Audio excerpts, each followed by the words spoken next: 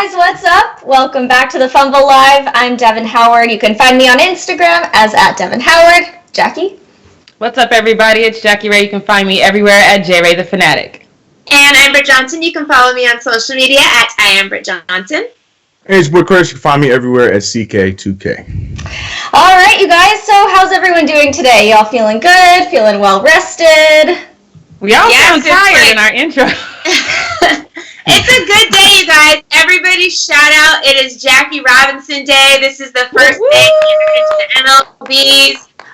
Amazing. Obviously, most of us don't know this, but like 63 years before that, there were like 3 or 4 black players that played in like the 1883 before that or whatever. But he broke the color barrier after 63 years and became the first black player in the MLB since that time. And then obviously that season 4 other guys joined him, and it's like now looking back, look at what he did. Like, that's so amazing. Also, today would have been the last day that our boy Vin would have been playing. So shout out to those 22 amazing seasons that he had in the league. Yes. And we don't get to see his last game, and obviously, we talked about it the last time, like maybe that would have been his last thing, and he didn't know, and he talked about it after, so that's kind of... Yeah, I was going to say, I might have unfortunately watched his last game because it was against us. But yeah, that's crazy. Wow. Well, what were you saying, Britt? I just said tears. Oh. Yeah. Well, thank you for sharing all that. Okay, we haven't had a quarantine update with, what we've been doing in a while now. That was what we talked about a lot when we were first doing our social distancing Fumble Lives, but now we've been talking about various sports updates in the beginning. But how have you all been doing? I know, Britt, you finished Ozark yesterday, right? I finished it last weekend. Oh, last weekend. Yeah. Okay. Our producer finished it yesterday. Oh. Okay, I got finished over the weekend though. Yeah. Okay, so I still haven't started it. I plan on starting it this weekend, I promise, because I want to talk to you guys all about it. But what has been your favorite quarantine activity thus far? Jackie, can you tell me? I've been going on really long drives on the PCH, which is like my favorite thing to do right now. It's like I said, it's funny to me getting out of Hollywood though, seeing it doesn't feel like a quarantine here. I mean, it just doesn't. There's still a lot of people out walking. I will say this though, if you guys are going to go out and walk and have masks and gloves on and then let your kid walk on the sidewalk barefoot, something's wrong. So is that something you saw in real life? A lot. It happens all the time. It's not even like they'll have their kid in a stroller or something and then they'll want to take them out so they can walk. Kid has no mask on, no shoes. They've got on mask and gloves, and I'm like, Yuck, something's Jackie, not adding up. has the PCH been, I know you said a lot of people have been walking around, but like driving down it, has it been like how it normally is with like a lot of traffic, or has it been like a nice drive where you can actually drive? That's why I'm doing it, because it's like a nice peaceful drive. You can drive slow, take in the scenery. So yeah, that's what I've been doing. Nice. Yeah. Britt, what's your favorite quarantine activity been? Drinking wine. I've been drinking wine and like FaceTiming my friends, so that's probably been like my favorite thing to do. And then, I mean, for a while I was doing walks every single day, but then LA wanted it to rain for like 2 weeks, so I didn't do that for like a little bit, but it's been nice the last couple days, so I've gone for a walk. But yeah, I've been just like walking around just like my neighborhood and drinking wine, living the life. Sounds amazing. And Chris, what about you? Are you doing anything different? Have you found a new hobby or whatever? Nah, it's just dope to catch up on shows because I'm the guy. Like, all my homies know I'm the guy. It's like, you seen this? I'm like, nah, I'm on this season. They'll be like, oh, come on, Chris. Da, da, da. So now, I got no excuse. So I'm editing my stuff and stuff for the Fumble. I'm able to catch up on these shows and everything. So now I'm like texting my friends and messaging them like, hey, man, that last season. They're like, you finally saw it. So it's kind of cool to finally catch up on things. I got time to catch up on them now.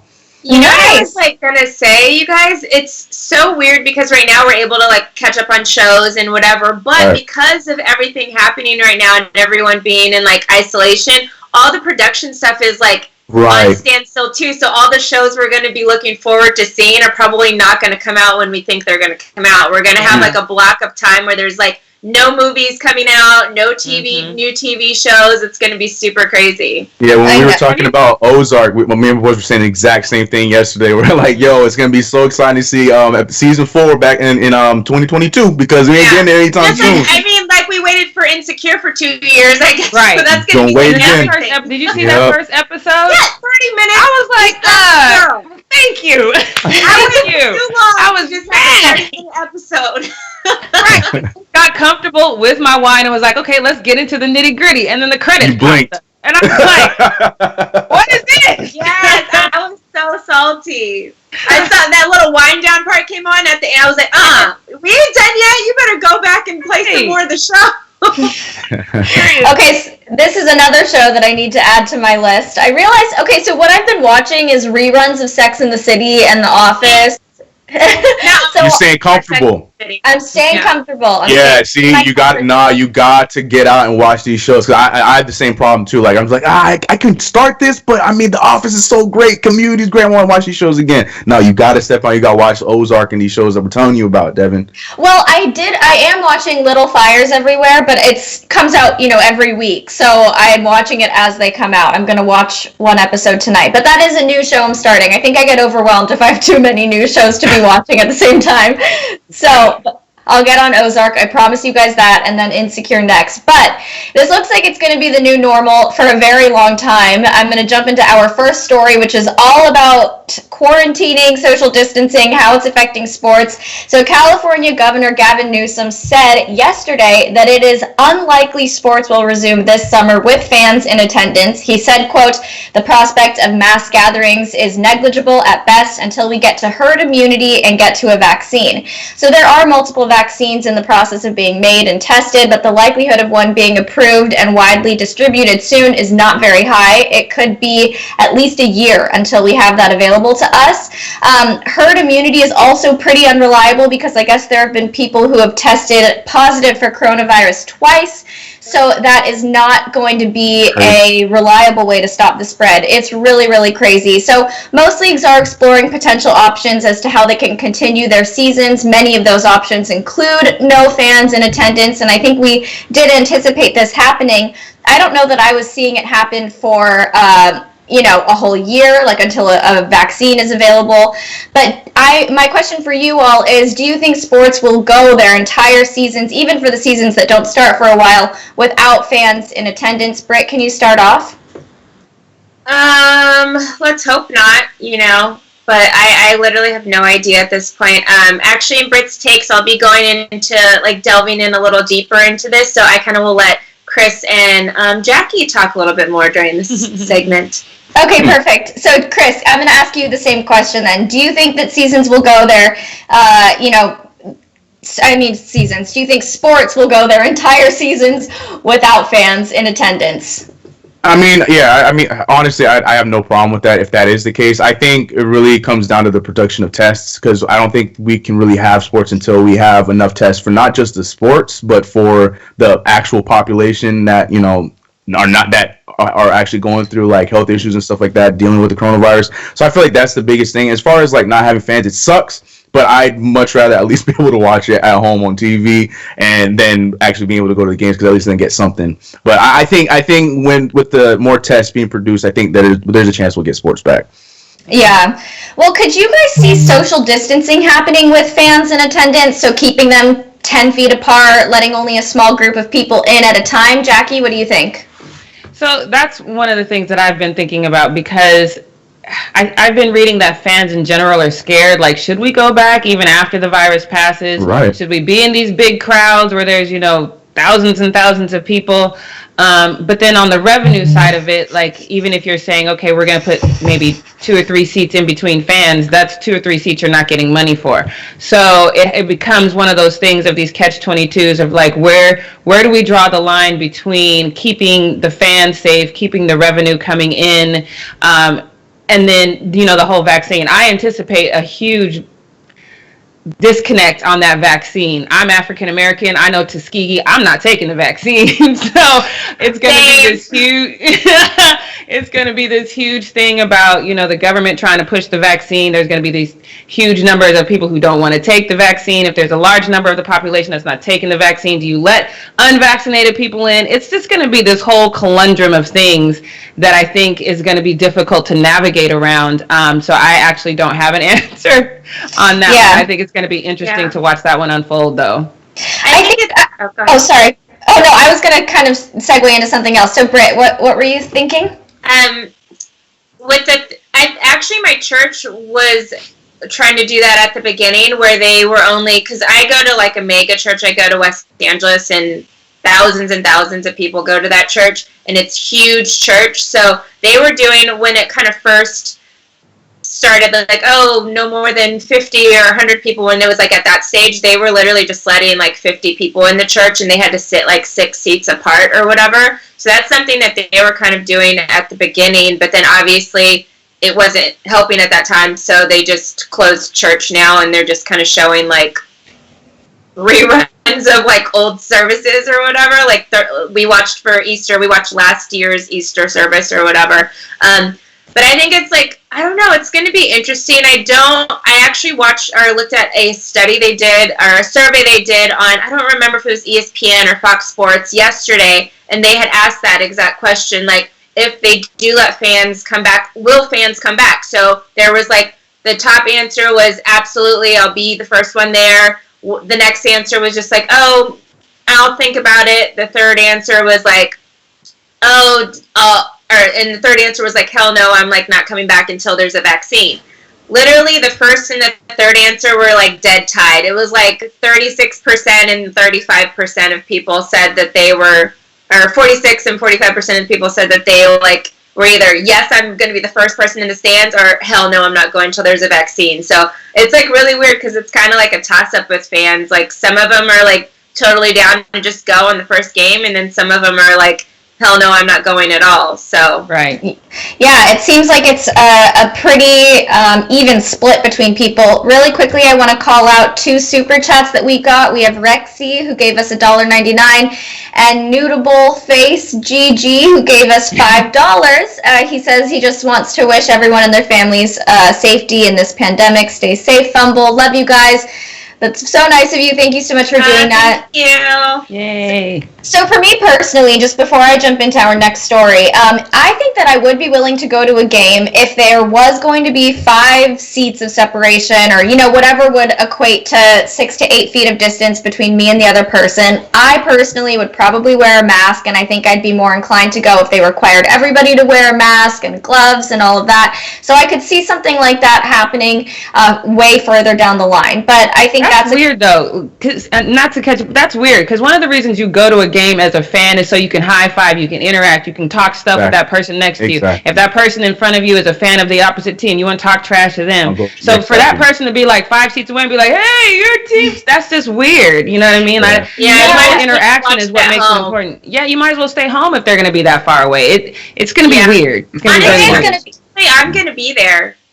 I'm going to be there. I'm going to be at the game. Like, sorry if you guys don't like it. I don't care. It's my personal choice. If they're opening it up to fans, like, I don't think I'd be scared to go to a game at that point. Like, if they think it's okay to open it up, then I'm the first person in the stands, and I don't care if nobody else goes. That means I'll get a $100 courtside seat, and I'm good with that. maybe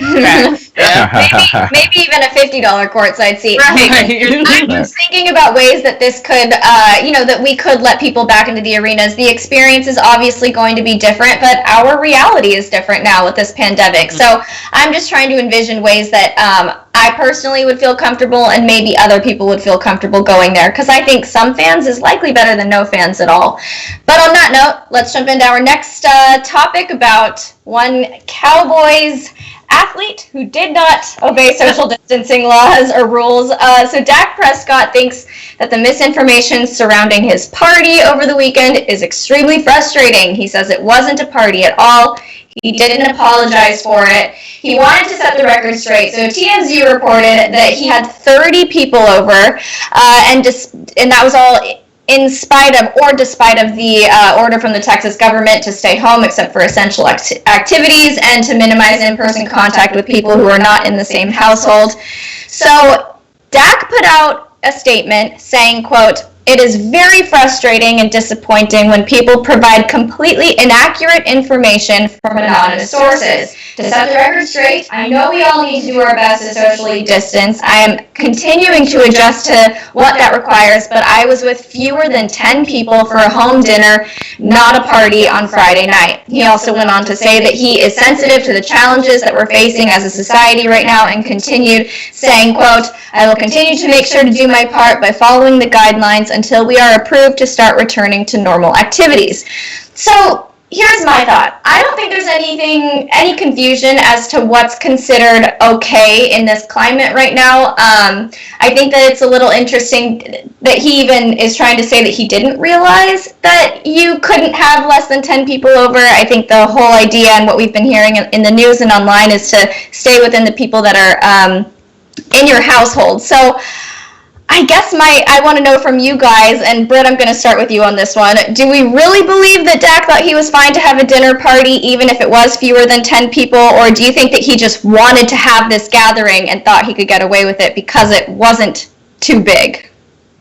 Well, I already said what I said before. Like, I knew it was less than 10 people because we all saw the picture of, like, the places of where everybody's sitting. And we also need to put into perspective where he lives at. Like, I have friends that live in Dallas and are in Dallas, in Texas right now, and they're still pretty much kind of doing what they've been doing. Like, yes, it's, like, not the same, but it's not like it is here in Los Angeles or New York, okay? So I want to put that into perspective because your perception of how somebody's acting in a situation is based off of what your area and what your surrounding is. So in this case, where he lives at, there's people still running around, there's people still, the parks are still open, they're not open here, you know, so I think we might, in California or New York or other cities or states that are really been hit hard from it, are maybe more worried and concerned about it and understand the implications of it a little bit more. But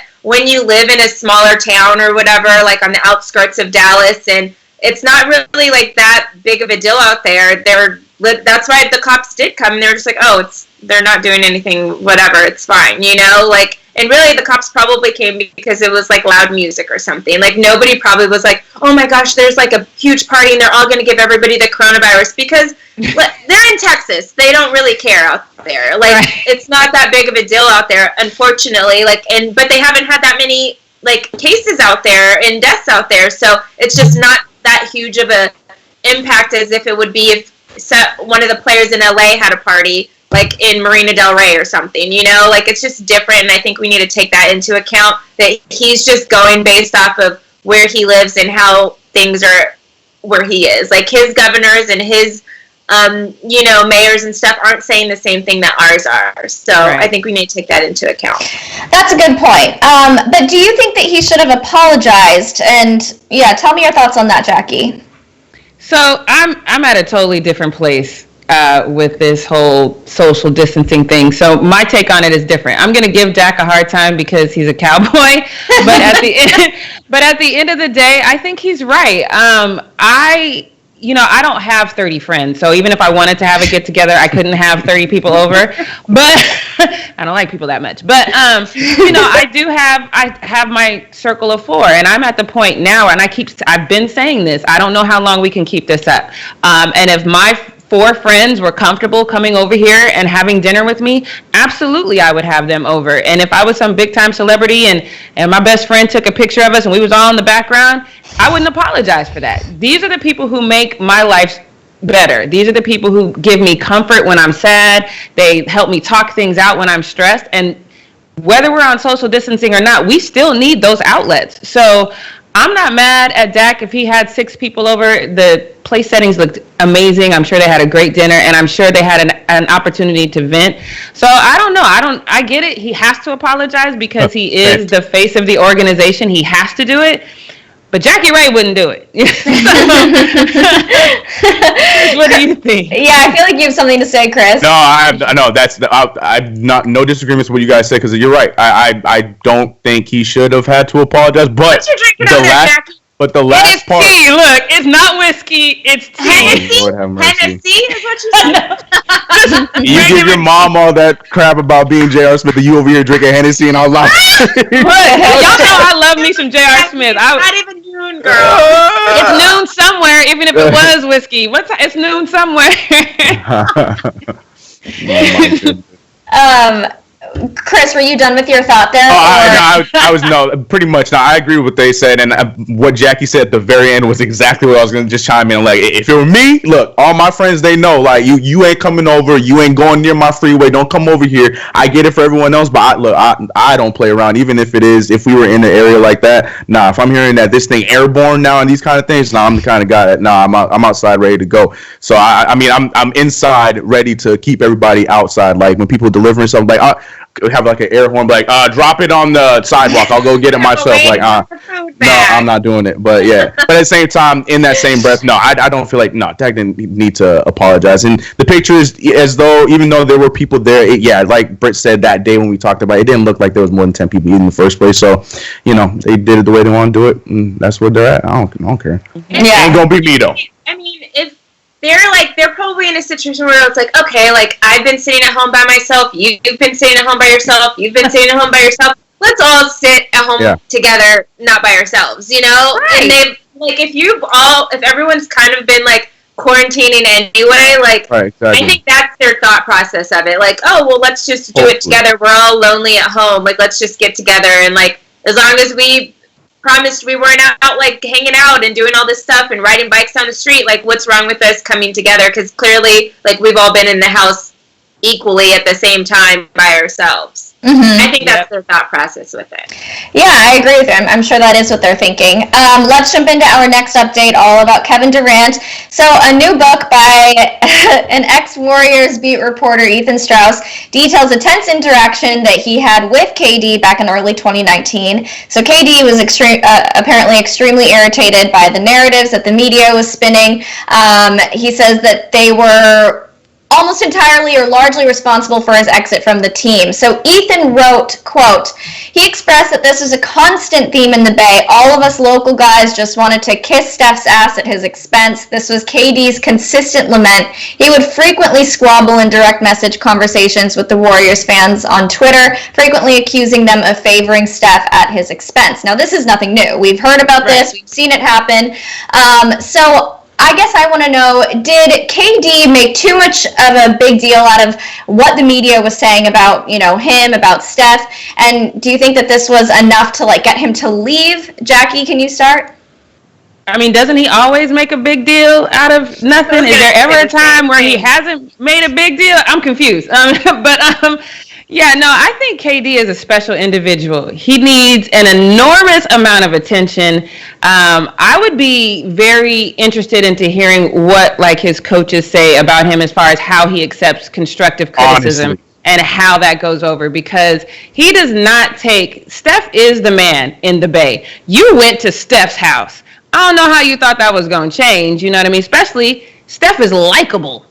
KD is hateable. I mean, he just is. I like it like that because it's fun for me, but I could see there being a problem. That's why I want to see what happens between him and Kyrie, because Kyrie has a similar personality, and I just can't wait till those worlds collide. But I don't really know what he expected. If that was the reason why he had a lot of reasons to leave. One, because he, like we've been saying, he needs to be the sun. He needs to be the one that's, shining the light. And so he was never going to fit in a system where that wasn't the case. But yeah, he's over the top. I think he should probably see somebody about that. There's doctors that can help him through that. Yeah, a good psychiatrist maybe. Right. So I guess my next questions, and I'm sure that you guys, Britt and Chris, have a similar sentiment regarding this, but did he have a right to let what the Warriors reporters were saying get to him? Like, was he justified in feeling sensitive about it? Britt, what do you think?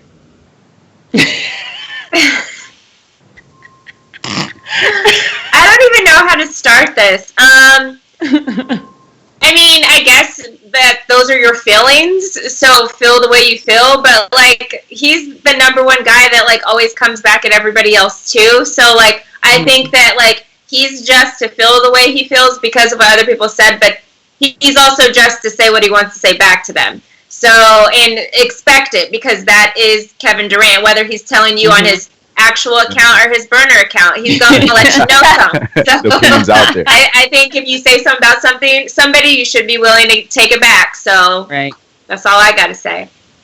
Okay, Chris, does knowing how sensitive KD can be and knowing how offended he can get by, like, a news headline, does that make you respect him less? Oof, that's a loaded question. I know. Man, yes and no, because I'm a fan of, you know, these dudes speaking their mind. I just, at the same time, the over the top sensitivity at the same, it's just so hard for me. But like, come on, KD, like, every time I wanna, you know, like him and be like, go that full, like, yeah, I'm with KD, da da da. Then he just says something, and it's just like, why is this? But then, you know, I hear Britt in the back of my head saying, you know how KD is, da da da da, blah blah blah. Right, so it's like, so it's a loaded question. So yes and no, because I like that he's open, but at the same time, the fact that he's too open is like, come on, bro. So I that's not a good answer, but that's the answer I got for KD. I'm sorry. I get it. I feel the same way. Let's jump into my final story. It's just a feel-good story that I think we'll all enjoy. So Kobe always welcomed a mentorship opportunity, and he let NBA players pick his brain to improve their game. He actually held a WNBA camp from January 13th to 15th at the Mamba Sports Academy just before he passed away.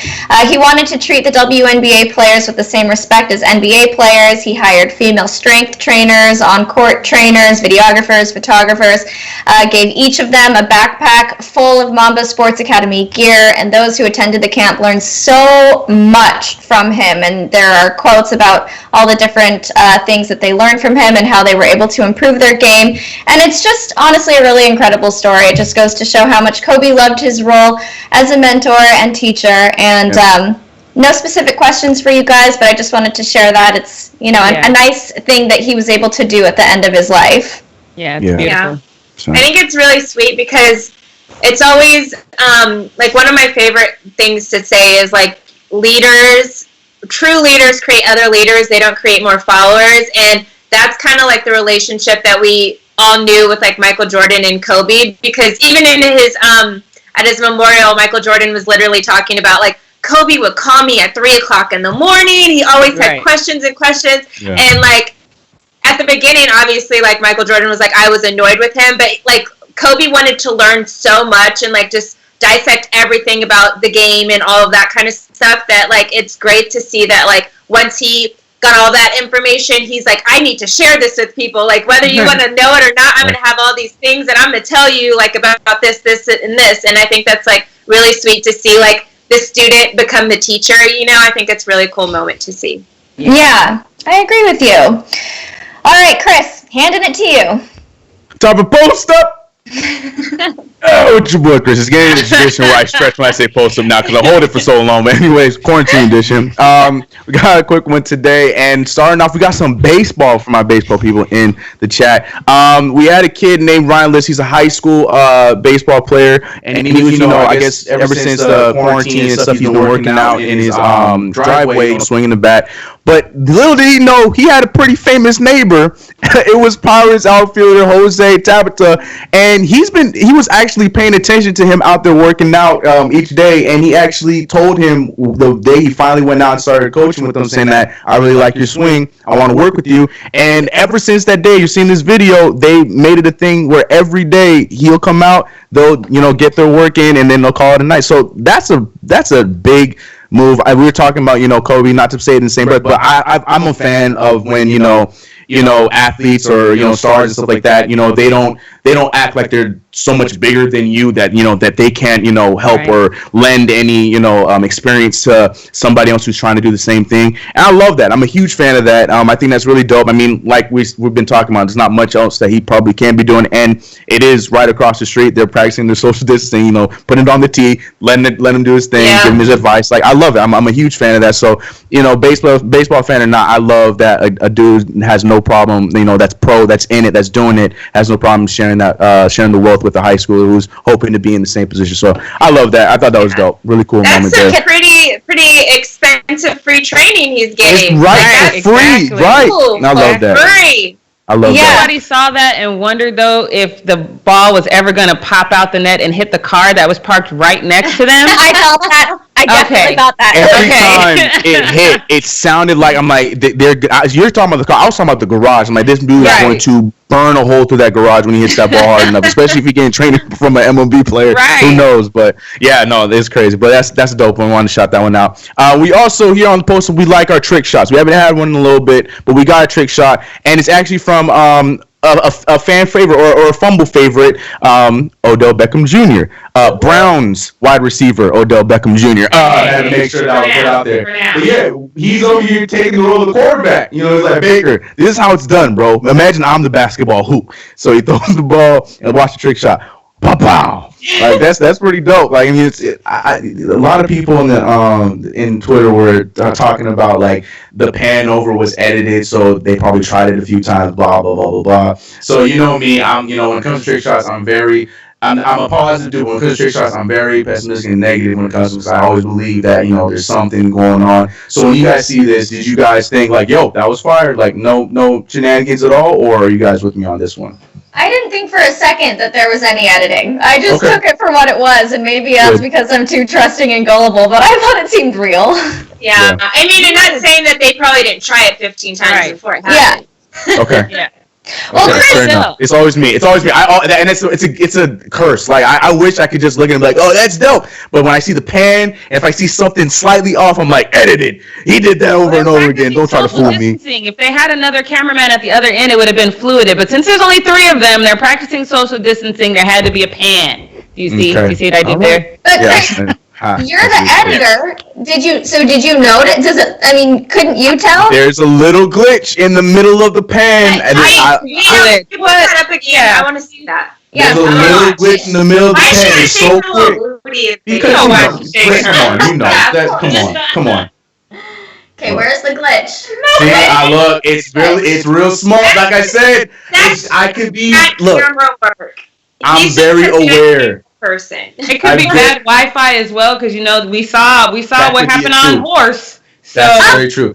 Look, was it just a posted video or was it like a live video? Like was it on posted? Oh, see, he posted on a story. All I'm saying, look, I know, I'm very aware of the negative curse that I have when it comes to these trick shots, but I can't shake it. I see it. I see a small little thing. I'm like, I don't know, bro. But hey. SportsCenter shouted out. He added SportsCenter. They got it. So Odell got what he wanted, and good for you, man. We're talking about you being a quarterback. Moving on to Center in a positive light. So shout out to him. Right, very true, very true. On to the next one. We were talking about Kyrie Irving and being MIA for a long time, since his injury. Another person who's been MIA since this whole pandemic came out has been Anthony Davis. He's not a big social media guy. We're talking about Lakers. We see LeBron everywhere. We're seeing Quinn Cook. We're seeing all these guys. But Anthony Davis is not a big social media guy, so we haven't really seen anything until now because AD is out here getting this work. Now, when you see this video, people are going to be like, what's he doing? He's just, dude's hitting the ball. It's not even hitting that hard. It looks stupid. No, well, for those who know Anthony Davis, he has a history of shoulder problems, and this is actually a really good workout for his shoulders to keep his stability. It's a weighted ball, and it's just dope to see AD out here working. He added Beats by Dre. It's probably a little brand deal. Get your money, AD. I ain't mad at it, but look. We're seeing the Lakers out here trying to get their work. Britt is very confident in the Clippers working behind the scenes stuff. I'm a fan of that too. I'm not a big fan of the workout videos, but I have to bring this one to my Laker fans. You guys seeing AD out here getting a little bit of work, even though you haven't seen much of it. You happy with it? You taking this serious? What's the deal when you see this video? Jackie, I'll let you start. For me, I thought 2 things immediately. First, exactly like you said, I know he has, some shoulder issues, and I could see the intensity in his face, and I could see the intensity in the trainer's face. It's not like he was hitting that ball lightly. Yeah. So I was really glad to see him out there getting some work, and I was glad to see him sharing that with us, because AD also doesn't seem like the type of guy who would automatically put his work out. That's not his thing, so I was glad to see that he was sharing that. And then if I can have a girly moment, I was like, him and Jason Momoa should do a movie while he has this beard. Because they have this similar Aquaman looking thing going on right now, and I loved it because we just don't see enough of. We haven't even seen him get scruffy. We've seen him go from player clean to boom. We didn't even see the development like we've seen, like everybody else with LeBron. We saw LeBron's beard gradually go. I'm glad he shared this with us. It was good to see him in this moment. Yeah, definitely. No, I agree. I like it a lot. I'm an Anthony Davis fan.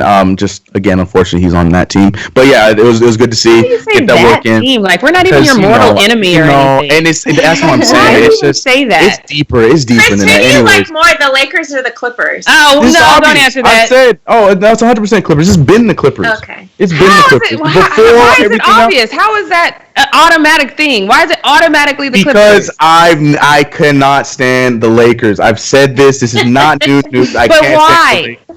Because you know what it really is. Kevin and Jackie have Lakers colors on today. We were talking earlier about me and Jackie matching because we both have pigtails today, but you guys match with the Lakers. I love it. Yeah. Look, my Laker hate is for another episode. I'll keep it here before I get cut off by a producer. Moving on to the next one. Damien, like Chris muted in the middle of his segment. I know, right now you guys probably can't even hear me. You guys, what am I even saying? Anyway, moving on to Damian Lillard.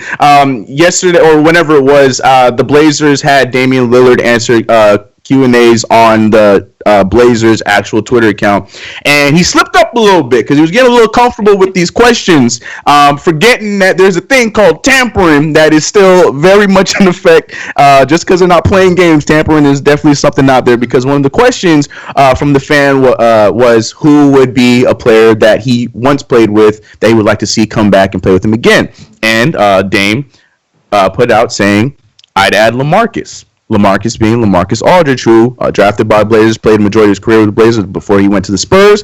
And, of course, as you'd expect, whether it was Dame or whether it was the Blazers, the tweet got taken down immediately because they are trying to avoid losing any money since it was on the Blazers account, we know it would be coming from the Blazers and not Damian Lillard. But it didn't go down quick enough because LaMarcus Aldridge saw the tweet and he gave him the eye emoji like, like, you guys want me back? Like, I'll come back. And I love that. I love these slip-ups. You know what I'm saying? Everybody's getting sloppy in this quarantine because, I can imagine Damian Lillard just going there answering the questions and then having a CJ McCollum moment where he's just forgetting that he's not even on his own social media. Everybody's pulling Kevin Durant here. Like when Kevin Durant didn't realize he was on his actual account, he thought he was on his burner and he spoke of himself in third person. Everybody's doing a KD right now. Yeah, it's kind of epic. I love it though. But hey, so if we see this reunion, just remember where it started. It started over here on the post up during the quarantine. Saying he wanted to go back though, right? Yeah, both. It's been it's been mutual. For sure. I would love to see him back there. Me too. Yeah, I initially liked LaMarcus going to the Spurs just because of the Tim Duncan thing, and it would be cool because Tim Duncan was 21 and he was 12, so I'm like, oh, he's handing off the baton, like it's so dope. But yeah, now I want him to go back. Go back to finish out his career in Portland. Yeah, absolutely. Exactly. Like 9 seasons there. Like Yep, that's his home. And last but not least, we're going to Charles Barkley. I think it's dope that we're sharing this. It's funny that we're sharing this moment because we were talking about Patrick Ewing yesterday, and as great of a leader as he was never able to pass the man, myth, legend Michael Jordan. And Charles Barkley shared his story on how the one time they were in the finals and he had his opportunity, he blew it, and he was very upset with himself in the way that he blew it. And he rehashed that moment, getting a little bit of PTSD talking about that story. Here's the clip right now. Listen up to Chuck. The face. Right.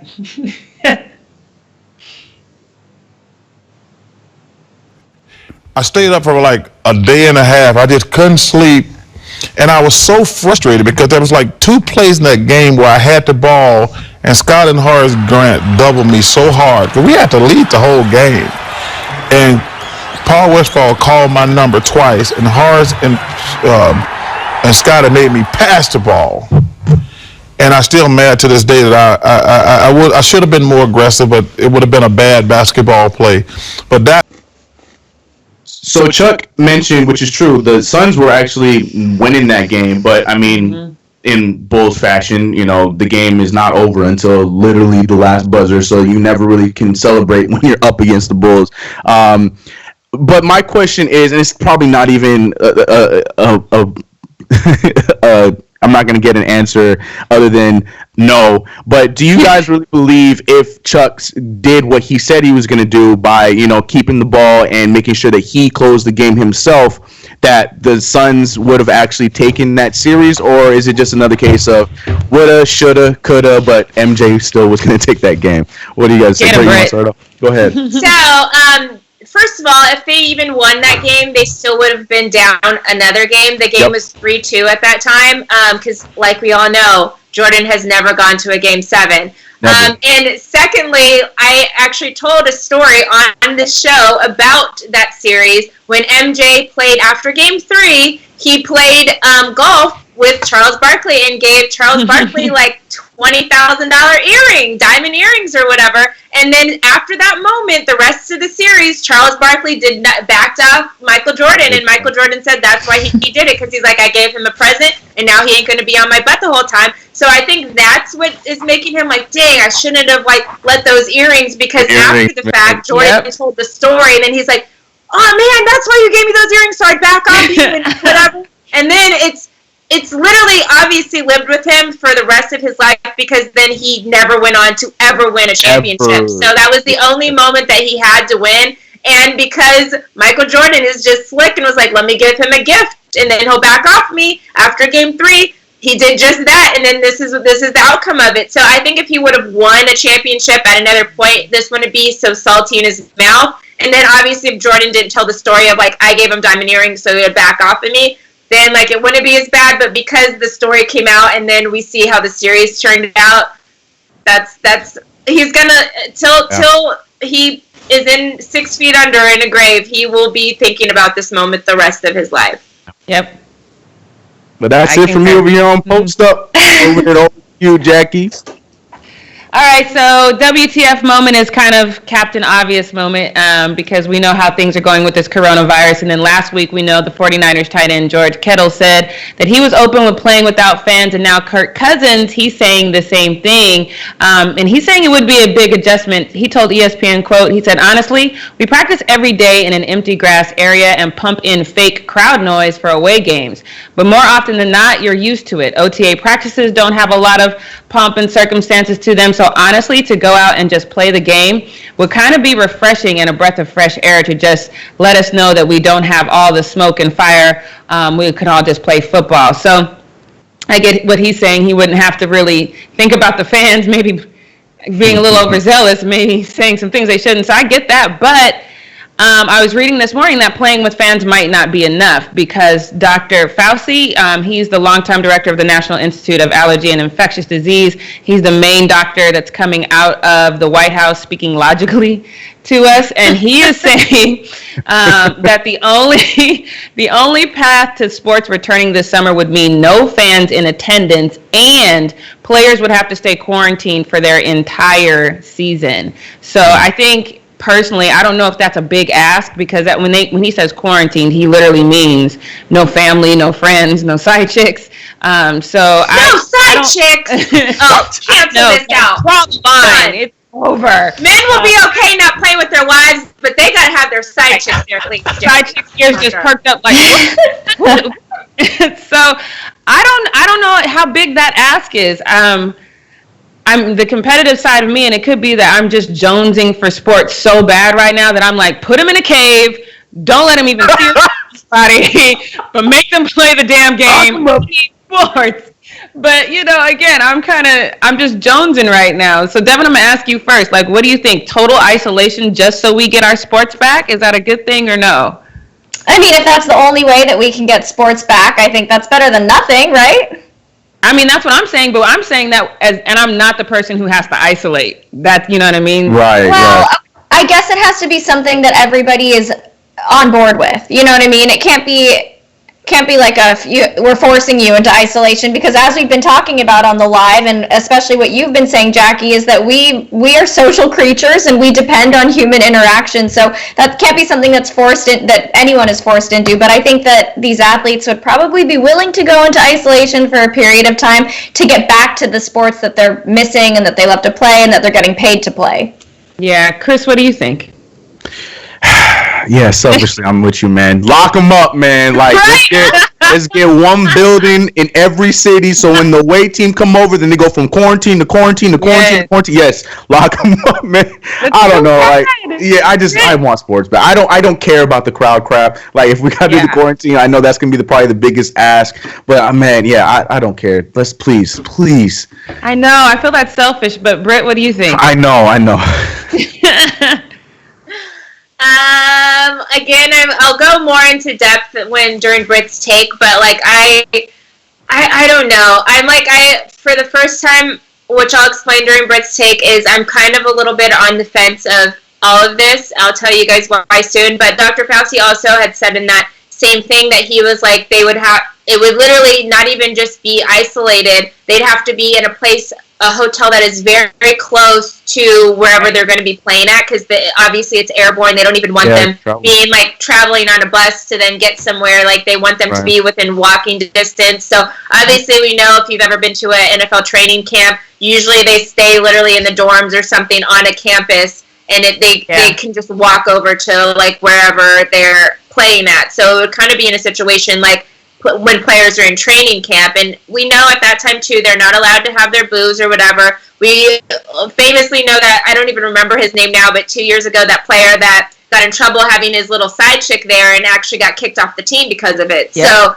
they are closely watched in that thing. So I think it would be like a training camp kind of situation, but then that would have to be the whole season possibly, which is kind of crazy. And then he also said too that they would have to get tested every week as well. So and that doesn't just include the players, it's anybody that's around, even the people that are going to be the camera people at the games and stuff like that. Like all of those people have to be quarantined. Yeah, and I just did a video on my page, on my YouTube page, and I said, if that's where we're going, let's just do it now. Just quarantine now, and let's go back and let's get these playoffs going in the NBA. Let's just get it done. I'm over it. But that's all I got, and I think we're going to get into more of it right now as we get into Britt's takes. What up, guys? It is time for Britt's take. So, the guy that is in the office currently, Mr. Cheeto himself, has announced that he is put together a committee of 200 individuals to kickstart like the economy. He wants the economy getting back up, so he's put together, and it's like, you know, people from large corporations, but a good handful of those people are actually sports people. We have guys like Adam Silver, Roger Goodell, Mark Cuban, Jerry Jones, Robert Kraft, are just among the few of the sports individuals that are part of this 200-person committee. They're actually going to be meeting today. They're probably meeting right now, but they're doing like a virtual meeting where they're all going to get together and talk about how they can kickstart the economy. Donald Trump saying this yesterday when he was explaining it. We have to get our sports back. I'm tired of watching baseball games that are 14 years old. First of all, sir, shouldn't be watching any baseball games right now because we're in a pandemic and you need to be trying to figure out how to get this country back going, not watching 14-year-old baseball games. But that's just me. He shouldn't, like, honestly, he shouldn't have any clue what's going on in sports right now. An important job. Right, yeah. You should be doing your job, sir. But I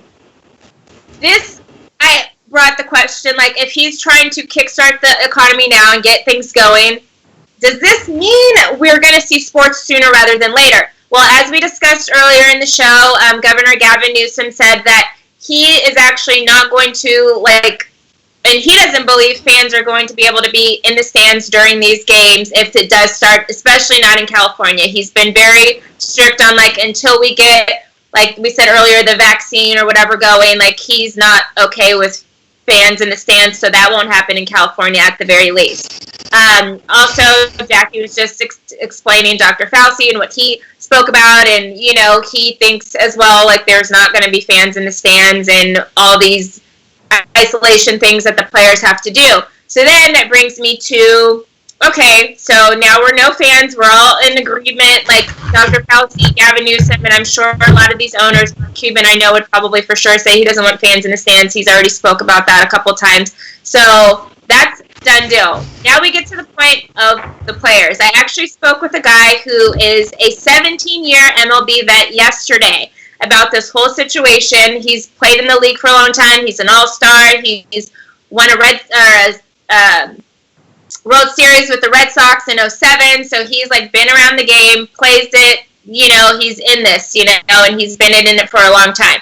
So he actually discussed with me some concerns that he had, because I was like, y'all just need to get out there and play. Like, what are you guys doing? You know, you need to be playing. This needs to be, like, done still. Like, let's get it going. Like, you guys are in baseball. Y'all don't even really touch each other like that. It's not a contest, you know? Why don't we get this started?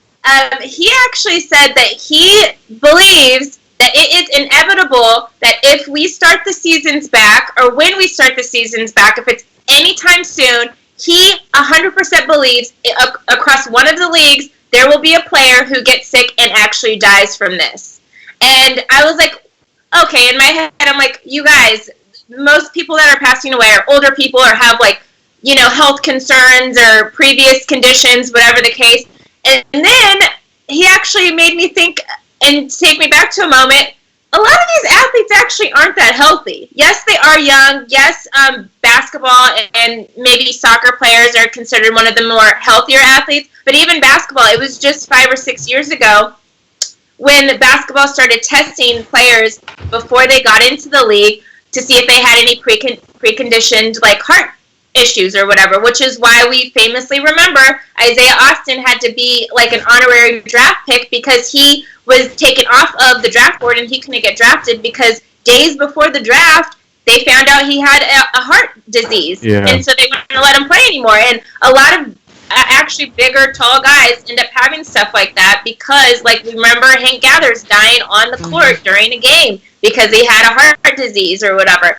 And a lot of the football players, especially them big linemen guys, they aren't actually the healthiest guys. Even the guys that you see that look like they're in shape still eat burgers and whatever every day. Some of them have high blood pressure. Some have like diabetes, and a good handful of athletes actually have asthma, so much so that some athletes can't even play in Denver because the altitude's so high and their asthma is so bad. So they do have underlying conditions, and they are at risk for this. So then we come to the point where, like, okay, well, if we're making them isolated or whatever, then this isn't going to happen because we're testing them every single week or whatever. There's going to be somebody at that facility who's not going to be there 24/7. There's going to be some idiot that some way figures out how to send a piece of, like, Rapunzel's hair down to get some chick up in his room. Something's going to happen. So I almost am getting to the point where I'm torn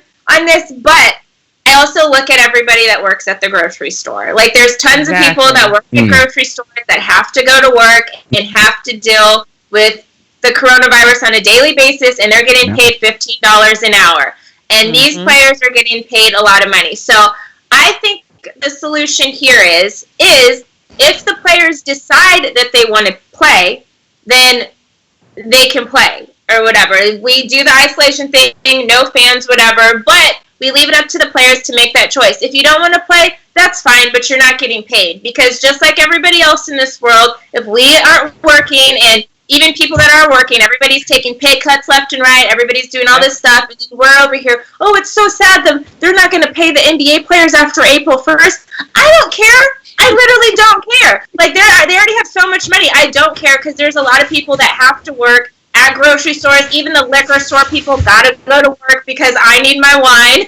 And like that, they're getting sick. Whole Foods just announced that they had 12 people in one store get the coronavirus because they were working 24/7, and there's all these people that were coming in. So now at Whole Foods, they have a mandatory thing where you have to wear a mask or they will not let you in. A lot of other places have done that as well, especially in California. So, like, we're literally in the athletes are kind of being put in the safest way to work. So I think they can make that decision if they want to play or not. If they do have any underlying conditions, they can decide to sit the season, you know. It won't affect their future on the team, I don't think. Like, I think that they can come back and play later or whatever the case is, or you play with a modified, like, group of people, whatever the case is. But I think they should bring it back because everybody else has to work too. So I get it. I get the safety stuff, but that's something that everybody has to deal with right now. And if you don't want to play, then you don't get paid. Simple as that. Go file for unemployment like everybody else is. Like everyone else, Thoughts, guys? So I totally agree with you. I've been talking about this on every podcast I've been on over the last week, and I've said the exact same thing. And I said, because I went to Ralph's the other day to re-up my groceries, and I said the same thing. They have like a little plexiglass thing that's separating me from the cashier, but they're stalkers, they're security people. Some people have masks on, some people don't. Half of these people are probably supporting a family on whatever they make at Ralph's. It's not a considerable amount of money. So if we are okay for these people to go to work and we're saying they're essential, I essentially need my basketball. And so I'm saying they need to go back to work. And I'm so glad you brought up, people have diabetes and stuff. And when we're speaking about, the NFL and basketball, which are predominantly African-American, and how high is hypertension and diabetes in the black community? You know what I mean? It's like, just because you get drafted doesn't change all those years of horrible eating habits, and what you've been predisposed to. So I think that it's an overall underlying thing of, you need to be aware. I hope at the end of the day, everybody learns that they need to take better care of them. I've been telling people this for years. Like, the better you take care of yourself now, the better chances you have if something does happen. So, but at the same time, we don't get to tell, the average Joe working at Ralph's, oh, you should have taken better care. They have to work. So if we're going to jumpstart the economy, I think the best way to do that is to figure out a way that we can all get back to work. I think the best thing that's happened from this is companies have learned how to do online, and so maybe they can save money by not having offices and work online, and then maybe that can be filtered back into the economy in some way. But at some point, we have to get back to work. And like I said, I told Arthur yesterday, I predominantly watch sports and crime TV. It's not healthy for anyone that I continue watching crime. Just watching crime, right? That is hilarious.